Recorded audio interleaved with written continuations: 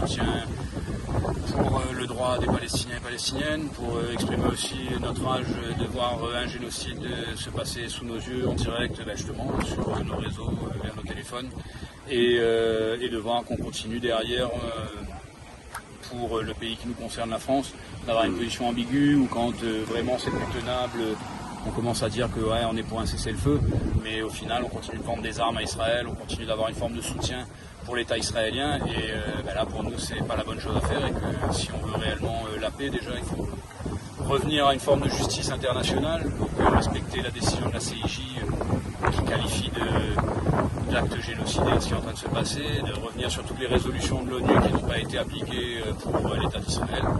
Et tout ça, ça se fait sur le temps long, donc voilà. Ça ne s'arrange pas, quoi. Non seulement ça ne s'arrange pas, mais en plus, au vu des blocages qu'il y a eu, même si là il y a un desserrement, puisque les États-Unis ont un peu mis le haut là sur certaines pratiques, on a vu par exemple des camions humanitaires rentrer un peu plus facilement dans Gaza. Pour autant, on a quand même un début de famine et un risque d'accroissement de la famine. On a tout un problème d'épidémie aussi qui va commencer à se développer, puisque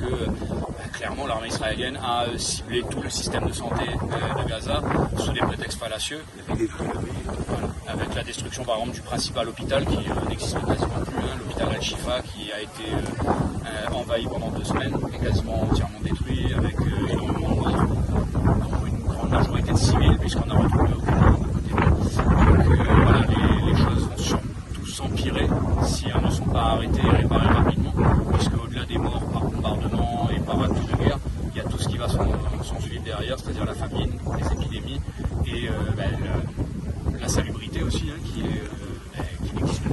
Mais en tout cas, nous voilà, on vend quelques petits objets, des sacs, des porte-clés qui vont aller directement à une association d'aide humanitaire. On continue de collecter des fonds aussi justement pour faire tout le matériel que notre collectif met en place pour être visible et rendre visible la cause des Palestiniens. Et voilà, si les Réunionnais et Réunionnaises du port de passant par là ont envie de venir discuter, on a un petit tract aussi qu'on a élaboré avec des informations essentielles. Donc, voilà, et sinon, en tout cas, on continue.